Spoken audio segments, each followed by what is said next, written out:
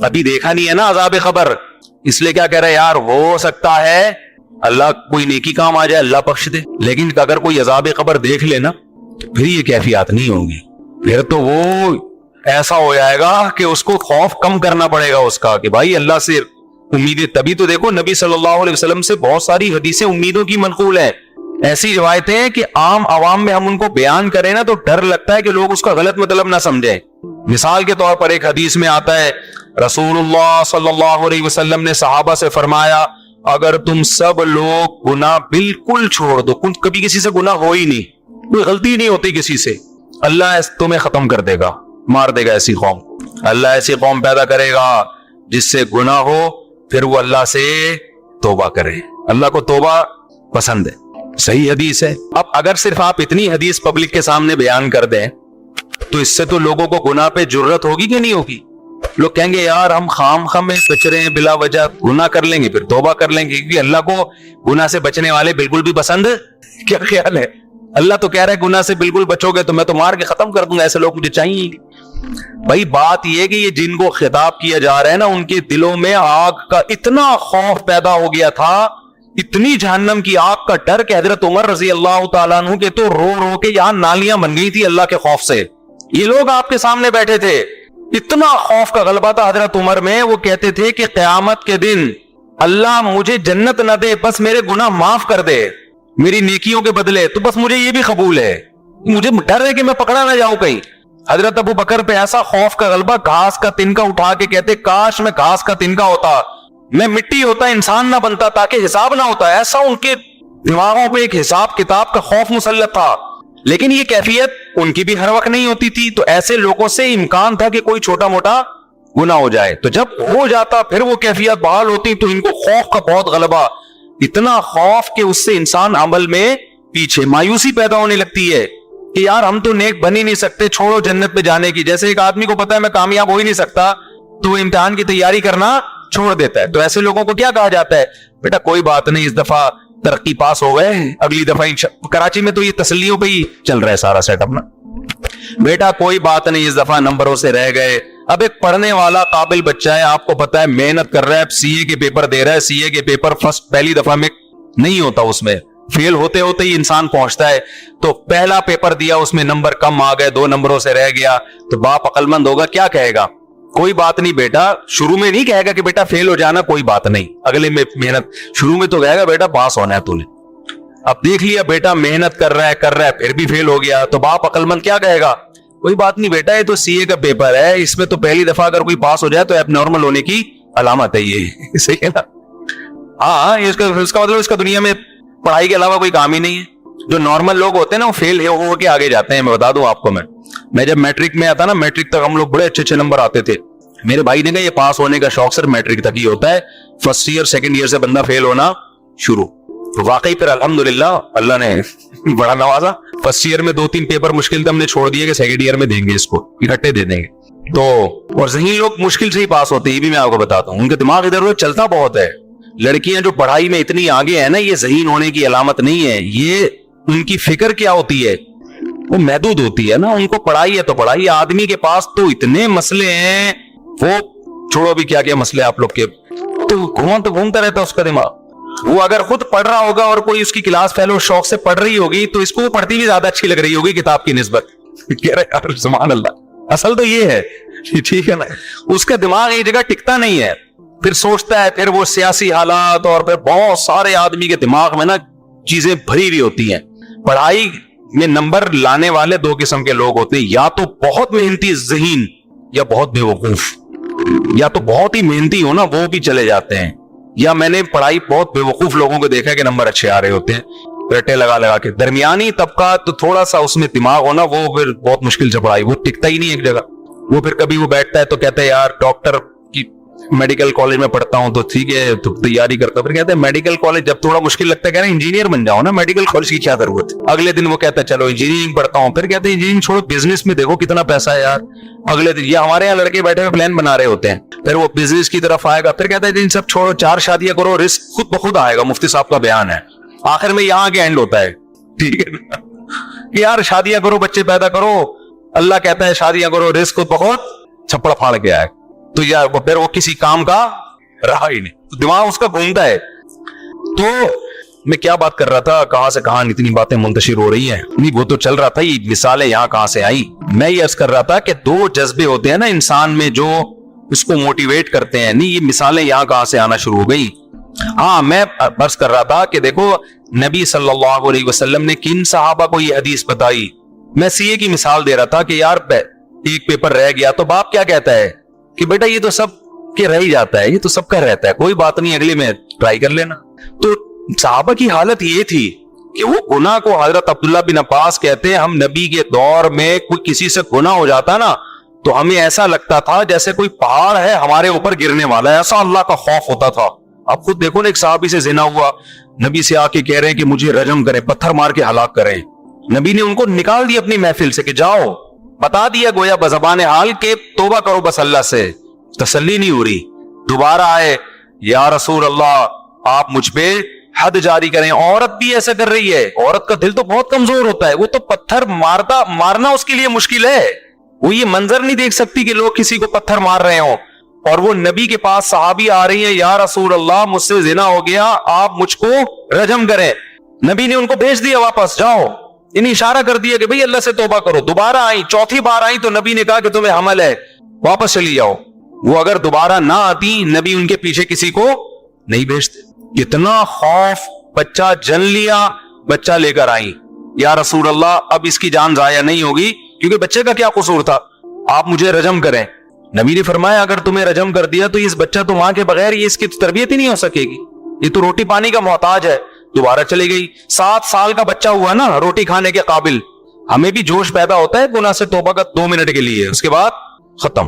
کتنا ڈیلے کیا نبی نے ان کو کہ یہ واپس نہ آئے. وہ واپس آئی, بچے کے ہاتھ میں روٹی کا ٹکڑا کہ یہ خود کھاتا ہے. تو پھر ان کو رجم کیا, جنازہ پڑھایا نبی نے. حضرت عمر نے عرض کیا یا رسول اللہ ایک عورت نے زنا کیا, آپ جنازہ پڑھا رہے ہیں.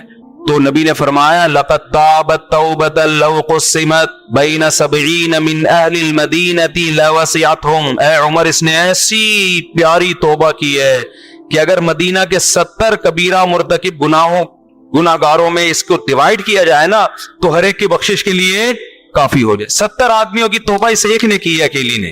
تو ایسے خاندانی لوگ تھے, گناہ شیطان نے کرا دیا. ان کو یہ کہا جا رہا ہے, امیدیں دلائی جا رہی ہیں. اتنے مایوس نہ ہو, کوئی بات نہیں, ہو گیا گڑگڑاؤ اللہ کے سامنے. یہ گڑگڑانا بھی اللہ کو پسند ہے, اور اتنا پسند ہے کہ اگر سارے ہی نیک بن جائے نا ایسے صوفیوں کو اللہ ختم کر دے گا. اللہ کہے گا معافی مانگنے والے کہاں گئے بھائی. تو یہ ان کے بارے میں, ہمارے بارے میں قطعاً نہیں ہے کہ ہم کہیں یار اچھا ہوا ہم بھی گناہ کر رہے ہیں. بھائی ہم تو, وہ ہماری کیفیات ہی نہیں بن رہی گناہ کر کے, وہ ہمیں خوف ہی پیدا نہیں ہو رہا. تو میں جلدی سے اصل بات کی طرف آتا ہوں کہ بھائی صرف ایمان کافی نہیں ہے, وہ کیفیات بنانا ضروری ہے. تبھی تو قرآن کہتا ہے اذا تلیت علیہم آیاتہ, ایمان والے وہ ہیں جب ان کے سامنے ہماری آیات تلاوت کی جاتی ہیں, وجلت قلوبہم, ان کے دل دہل جاتے ہیں. وَإِذَا سَمِعُوا مَا أُنزِلَ إِلَى الرَّسُولِ, جب یہ اس کلام کو سنتے ہیں جو رسول پہ نازل ہوا.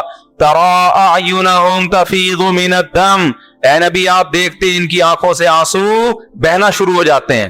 یہ وہ کیفیات تھی جو صحابہ کی بنتی تھی. آج ہمارے دل کیا ہو گئے, خشک, سخت ہو گئے. قرآن کہتے ہیں نا فَوَيْلٌ لِّلْقَاسِيَةِ قُلُوبُهُمْ, جن کے دل سخت ہو گئے, نصیحت کی بات ان کے دل پہ اثر نہیں کر رہی. اچھا دیکھو قرآن بار بار دل کا ذکر کر رہا ہے, دماغ کا ذکر نہیں کر رہا. حالانکہ بات جاتی کہاں ہے, پہلے دماغ میں جاتی ہے. لیکن قرآن کا تذکرہ کس کا کر رہا ہے, دل کا. وجہ اس کی ہے کہ دماغ میں جب جذبات بنتے ہیں نا تو فوراً اثرات کہاں آتے ہیں, دل پہ آتے ہیں. آپ کی بیوی آپ سے کہے نا مجھے آپ سے محبت ہے, آپ کو اگر بیوی سے عشق ہوگا ایک دم آپ کے دل کی دھڑکن. کوئی اجنبی لڑکی آپ سے اگر کہے کہ مجھے آپ سے بہت محبت ہے, کسی کنوارے چھڑے چھاٹ سے کہے, دل ایک دم کنٹرول سے باہر ہو جائے گا نا, یوں جا رہا ہے, اس کو قابو میں رکھنا مشکل ہو جائے گا, اٹیک نہ ہو جائے, اچھل کے آئے گا. تو اثر دماغ پہ ہو رہا ہے یا دل پہ ہو رہا ہے, دل پہ ہو رہا ہے, دل ہلے گا اس کا. لیکن بیوی صبح سے شام بولتی رہے کہ مجھے آپ سے محبت ہے, آدمی کہتا ہے کوئی تیرے اس کے علاوہ کوئی کام نہیں ہے. وجہ کیا ہے, وہ جذبات کیا ہو گئے, ختم. دماغ تو ہلے گا, دل پہ اتنا سا بھی اثر نہیں. اور اگر ہوگا بھی تو الٹا ہوگا, الٹا اثر. جیسے کوئی خاتون شادی سے پہلے کہہ دیتی نا آئی ہیٹ یو, تو وہ والا اثر ہوگا, اس میں دل ہلتا رہا, یہ والا ہلنا شروع ہو جائے گا. اس طرح کا دل ہلتا ہے. تو ہاں, تو قرآن کیا کہہ رہا ہے, قرآن ساری کیفیات کس کی ذکر کر رہا ہے؟ دل کی وجہ کیا ہے؟ یہ بتانے کے لیے کہ صرف ایمان کافی نہیں ہے، عمل کے لیے کس کا بننا ضروری ہے؟ دل کی دھڑکنیں، دل کی دھڑکنوں میں ایمان پیدا ہو جائے، دل کی دھڑکنوں سے پتا چلے کہ مومن ہے۔ اب سوال وہی میں جلدی سے جواب دے دیتا ہوں، بہت سوال کر لیے کہ یہ کیفیات پیدا کرنا ضروری ہے، یہ نہیں تو پتا چل گیا نا، اس کو دل میں آگ لگ رہا کہتے ہیں۔ یہ صحابہ کرام میں یہ کیفیات تھی، تبھی میدان جنگ میں تلواریں چل رہی ہیں، اور ایک صحابی نے منت مانی تھی، اللہ دوبارہ جنگ ہوئی تو دیکھ میں کیا کرتا ہوں۔ جب دیکھا جنگ چھڑ رہی ہے، یہ کھجور کھا رہے تھے، انہوں نے کہا چلو کھجور ختم کر کے جنگ میں جاتا ہوں، لیکن کہا کہ جنت قریب کھڑی ہوئی ہے بھائی، جنت میرے سامنے، اللہ کی قسم یہ کھجور کھانے کا زمانہ بہت طویل ہے، اتنی دیر میں جنت، نہ ابھی جاؤں گا، اور لڑے اور اللہ کی راہ میں شہید ہو گئے۔ اور ہماری جو جنت پہ کیفیات بنتی ہیں، جنت پہ بیان سن لیا، یہ نہریں، یہ حوریں، تھوڑا سا خیال آتا ہے اچھا ٹرائی کر کے دیکھتے ہیں، تو ایک دن بمشکل اٹھے گا جیسے قبر سے مردے کو اکھاڑا جا رہا ہے، فجر میں آ کے کھڑا ہو جائے گا فجر میں، بس اس کے بعد پھر 6 مہینے تک مارکیٹ سے شارٹ، ورنہ تو یہ بھی نہیں ہوگا۔ تو تم میں آگ لگانے کے لیے علماء کہتے ہیں 2 کام کر لیں۔ آپ سمجھتے ہو کیا کر لیں؟ 2 کام۔ ایک استحضار، جس چیز کو انسان بار بار سوچتا ہے نا، وہ آپ کی لاشعور کا حصہ بننا شروع۔ وہی مثال دیتا ہوں، آپ کھڑے ہوں اور وہی گٹر کھلا ہوا ہے، لوگ کہہ رہے ہیں نہیں جاؤ، آپ وہاں کھڑے ہو کر تھوڑی دیر سوچیں، بیٹا ذرا سوچ لے، اگر گیا اور پاؤں اندر آیا تو تھوڑا سا کوئی یوٹیوب پہ ویڈیو لگا کے گٹر میں گرتے ہوئے لوگوں کی دیکھ لیتے، دیکھ نہیں سکتا، سوچ تھوڑی دیر۔ جب بہت زیادہ سوچیں گے نا، آہستہ آہستہ آپ کی وہ کیفیات بننا شروع، آپ کے دل میں خوف پیدا ہونا شروع۔ آپ ماشاءاللہ 130 کلو کے ہو گئے، گول ہو گئے، اب آپ لمبائی چوڑائی آپ کی کیا ہو گئی؟ برابر۔ مٹھائی کے لڈو آپ کے سامنے رسگلے پڑے ہوئے ہیں، کسی نے کہا یہ رسگلے، دوسرے نے کہا بھائی تو اپنا موٹاپا دیکھ، شوگر ہو سکتی ہے، بلڈ پریشر ہو سکتا ہے، آپ نے کہا بے یار وہ دیکھا جائے گا، ابھی تو کھاؤ، لیکن کھانے سے پہلے استحضار کریں۔ آپ 2-4 اپنے پرانے دوستوں کو ہسپتالوں میں دیکھیں جا کے، یا تصور کریں یار اس دن فلاں کا انتقال ہوا تھا، ایسے یوں پڑا ہوا تھا، ہے بھائی تختے پہ، ایسے ہی ہوگا نا، ایسے تختے پہ پڑا ہوا تھا، اچھا بھلا ہٹا کٹا تھا، اس دن فلاں کو برین ہیمریج ہوا تھا، اب وہ تھا، اب ہے، بولو اس کا جنازہ اتار رہے تھے ہم قبر میں۔ جب یہ سوچنا شروع کریں گے نا، تو وہ لڈو میں آپ کو وہ لڈو زہر لگنا شروع ہو جائیں گے، آپ کو اس میں سانپ کے پھن نظر آئیں گے، سمجھ رہے ہو کہ نہیں سمجھ رہے؟ سانپ کے پھن نظر آئیں گے اس کے اندر۔ آپ اگر جتنا سوچو گے اتنا وہ زہر لگے گا، آپ اتنا زہر لگے گا۔ تو مریضوں کا جب انسان سوچتا ہے نا پہ وہ بھی ان کے ساتھ یہ ہو گیا، ان کے ساتھ سوچتا ہی نہیں ہے تو پھر پھوڑتا چلا جائے گا۔ یقین تو ہے کہ ایسا ہوگا، لیکن استحضار نہیں ہے، اس کو کہتے ہیں استحضار۔ استحضار کا مطلب حاضر کرنا کسی چیز کو، دماغ میں لائیں اس کو۔ علماء کہتے ہیں 24 گھنٹے میں ایک ٹائم نکال کے نا سوچا کریں، ایک دن پھٹے پہ لیٹا ہوا ہوں گا میں، موت کا یقین سب کو ہے، استحضار نہیں ہے، سب کو پتا ہے مریں گے۔ کوئی آپ کو آگے کہتے ہیں مریں گے، تو کون سی کوئی نئی معلومات دے رہا ہے، پتا ہے مریں گے، کیا کروں میں مریں گے تو چل آج فلم دیکھنے چلتے ہیں۔ لیکن اگر تھوڑی دیر کھوپڑی استعمال کر رہے ہیں، بیٹا اس کا مطلب پتا ہے کیا ہے مریں گے کا، تھوڑی دیر سوچ لیں، ایک دن پھٹے پہ لیٹا ہوا ہوں گا۔ ہمارے حضرت سے جب ہم بیعت ہونے گئے نا، تو حضرت سے بیعت ہو گئے ہم، حضرت نے وعدے کیے نماز پڑھیں گے، یہ کریں گے۔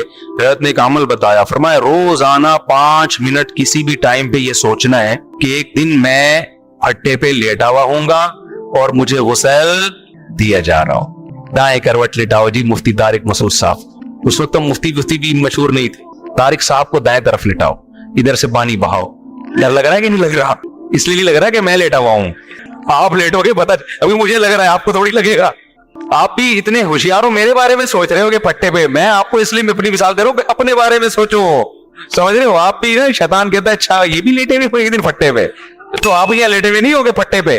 اٹریکشن تو یہ ہوتی ہے کہ آپ نے دہلیز پہ قدم رکھا، گھر میں گیا، بے یار کیا زبردست لگژری سٹائل، جیسے ہمارے پنجرے میں جب کوئی جاتا ہے نا مرغیوں کے، تو ہمارے لیے تو بڑی اٹریکشن ہے۔ پتہ نہیں، ایک تو میں جو بھی مہمان آتا ہے، ڈیفنس سے آ رہا ہو، کلفٹن سے آ رہا ہو، 20ویں گریڈ کا آفیسر ہو، 18ویں گریڈ کا آفیسر ہو، میں اس کو اپنی گائے دکھاتا ہوں، اپنی بکری دکھاتا ہوں، اور اپنی انڈوں پہ بیٹھی ہوئی مرغیاں لازمی دکھاتا ہوں۔ آج میں سوچنے لگا پتہ نہیں اس کو دلچسپی ہے بھی کہ نہیں ہے، یہ بولے گا یار کیا ہمیں کیا دکھا رہے ہو مفتی صاحب، مرغیاں دکھا رہے ہو، بکری دکھا رہے ہو۔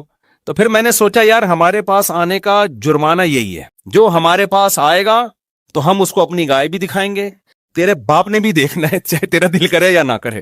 اپنی مرغیاں بھی دکھائیں گے, اب ہر آدمی کو دلچسپی نہیں ہوتی, لیکن بھئی ہمیں دکھانے میں مزہ آ رہا ہے, تو ہم سے ملاقات کا کفارہ یہ ہے کہ آپ ہماری مرغیاں بھی دیکھو, اور مرغیوں انڈوں پہ بیٹھی ہوئی مرغیاں الگ سے دیکھو آپ. یہ کفارہ ہے ملک, کیونکہ ہمیں دکھانے میں مزہ آتا ہے کہ مرغیاں. تو آپ کو آئے نہ آئے, جب بھئی ہمارے پاس آ رہے تو ہماری شرطوں پہ آؤ نا. جب آپ کسی سے ملنے جاتے ہیں تو اپنی شرطوں پہ تھوڑی. بھئی ہم نے آپ کو ٹائم دیا, اگر آپ سمجھتے ہو بھئی مفتی صاحب نے ٹائم دیا, ان کا بڑا شکریہ, تو شکریہ کی قیمت دے دیں آپ. اس شکریہ کی قیمت کیا ہے؟ ہماری گائے دیکھیں اور تعریف کرنی پڑے گی آپ کو, بہت اچھی گائے ہے. کوئی ہم نے اس کی غیبت برداشت, بکری دیکھ کے چاہے جیسی بھی ہو آپ کو بولنا پڑے گا ویل ڈن ماشاء اللہ بڑا مزہ. مرغیاں دیکھ کے آپ کو کہنا پڑے گا ویل ڈن مفتی صاحب بہت زبردست.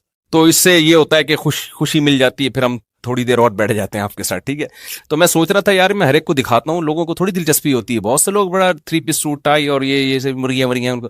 ایک دفعہ تو کیا ہوا, ایک صاحب ملنے کے لیے آئے, وہ امریکہ سے آئے تھے, امریکہ میں ہی ماسٹر واسٹر کیا ہوا, میں نے مرغیوں میں ہی بٹھا دیا ان کو, چائے وہی منگوا لی, اور مجھے تو مزہ آتا ہے. اب میں نے کرسی پہ ان کو بٹھا کے گیا, چائے منگوائی, میں نے کہا پیے میں آتا ہوں. میں آیا تو اب وہ کچھ کہہ بھی نہیں رہے. اب وہیں ہماری میٹنگ تھی کوئی, اب ہماری آدھا پونے گھنٹے کی میٹنگ ہوئی ہے, تو اس کے بعد مغرب کی اذان کا ٹائم ہوا, وہ اٹھ کے جانے لگے. میں نے کہا ٹھیک ہے, آپ کو تکلیف تو نہیں ہوئی یہاں مرغیوں میں کوئی؟ ان کو بہت تکلیف ہوئی تھی. مجھے کہنے لگے بس وہ بیٹے ویٹے کر رہی تھی, ادھر کوئی ادھر آ کے بیٹھ رہا ہے چوزا, کوئی ادھر آ کے بیٹھ رہا ہے, بس ٹھیک ہے کوئی مسئلہ نہیں مفتی صاحب. مجھے ان کے اسٹائل سے لگا کہ ان کو بالکل بھی اچھا نہیں لگا. تو کہہ رہے ہیں یار وہ ادھر بیٹھ رہی تھی اور کوئی ادھر, یوں وہ ہوتے ہیں نا ذرا بےچارے کچھ زیادہ فینسی قسم کے لوگ ہوتے ہیں. تو خیر یہ کہاں سے کہاں بات چلی گئی, بات کو میں جلدی سے سمیٹوں. تو اب دیکھو ایک پیسہ خرچ ہوتا ہے کس پر؟ آسائش, زینت پہ. ضرورت آپ کی ایک لنگوٹا باندھ کے گھومے, لباس کی ضرورت پوری ہو گئی. آسانی اس میں کہ پراپر سلا ہوا کپڑا پہن لیں. آسائش کس میں ہے؟ ایک دم کاٹن کلف چمکتا ہوا, یا 3 پیس سوٹ ٹائی اور ایک دم فٹ فاٹ, لوگ ملیں تو لگے یار کو مزہ آ گیا جی مل کے, خوشبو بھی بڑی اعلیٰ کوالٹی والی لگائی ہوئی ہے. یہ کیا کہلاتی ہے یہ چیز؟ آرائش. گھر بڑا لگژری رکھا آپ نے, اور سارا گاڑی ضرورت آپ کی W11 سے بھی پوری ہو جاتی ہے, بلکہ پیدل بھی پوری ہو جاتی ہے. اور آسانی کیا ہے کہ بھائی آپ ذرا اچھی والی اوبر کرا لیں. اور آسائش کیا ہے؟ زینت کس میں؟ اپنی گاڑی ہو آپ کی, خوبصورت بہترین لگژری قسم کی گاڑی ہو, وہ چلا رہے ہو.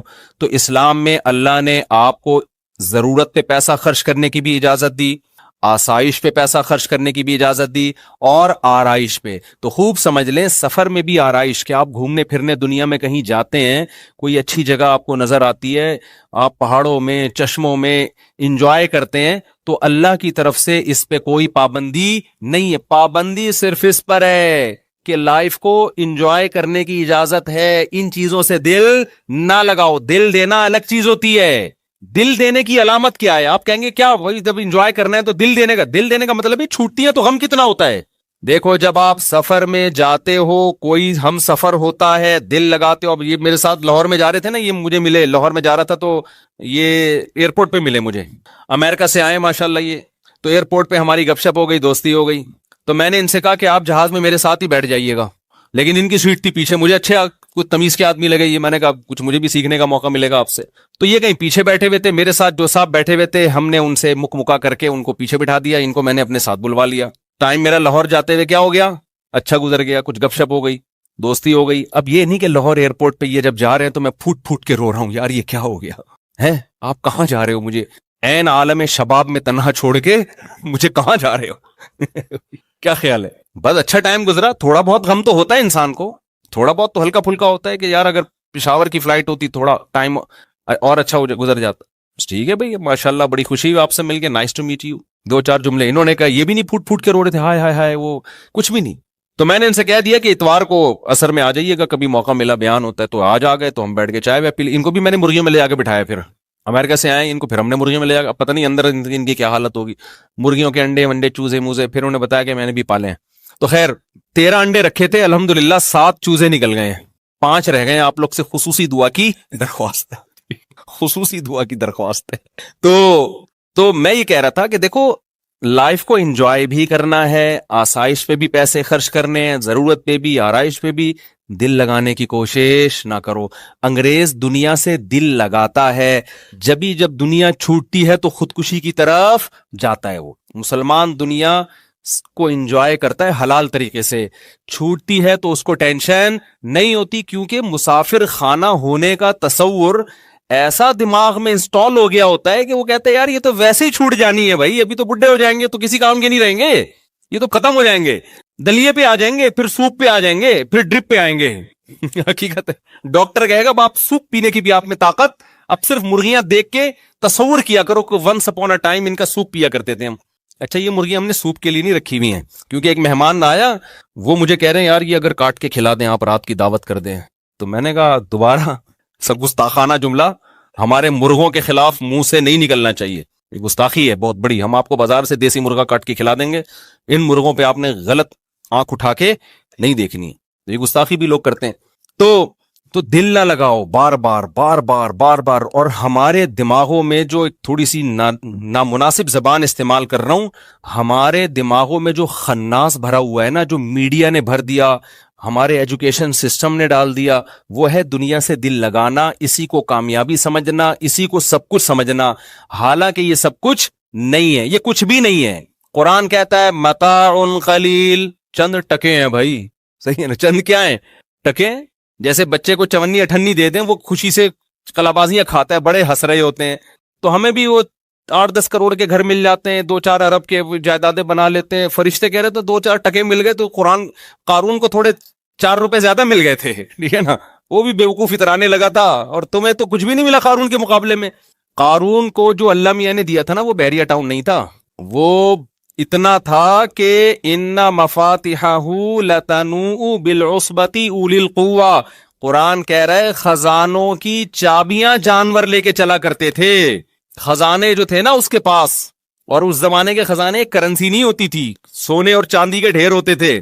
اتنا خزانہ اور ایسا وی آئی پی پروٹوکول کہ جب وہ اپنے گھر سے اس پروٹوکول کے ساتھ نکلتا تو قرآن کہتا ہے قال الذین یریدون الحیات الدنیا, دنیا پرس لوگ جو بھول گئے تھے کہ ہم نے مرنا ہے, وہ کیا کہتے تھے, یا لیت لنا مثل ما اوتی قارون, کیا کاش ہمیں بھی تھوڑا سا ایسا اسٹائل مل جاتا. ہم تو غریب لوگ ہیں, گھر سے نکلتے ہیں, کوئی بھنگی بھی ہمیں لفٹ نہیں کراتا, ٹھیک ہے نا.